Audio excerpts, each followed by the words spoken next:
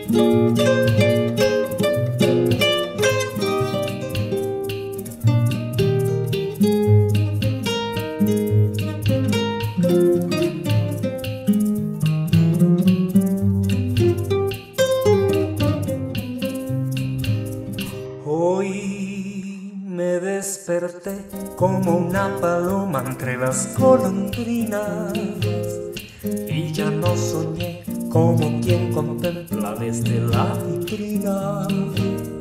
Fui cual colibrí que encontró en la flor el néctar dorado. Luego suspiré como se suspira estando enamorado.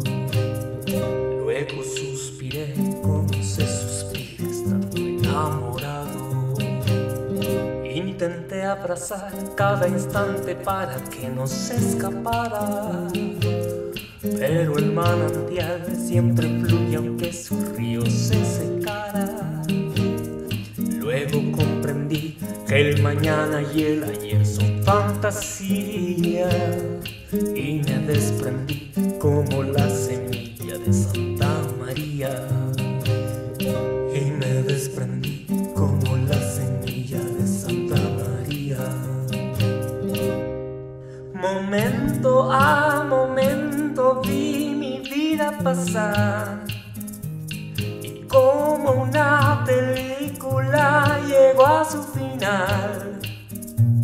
Dejé el protagonismo para ser espectador y el sueño de mi noche larga despertó. Y el sueño de mi noche larga. Momento a momento vi mi vida pasar y como una película llegó a su final.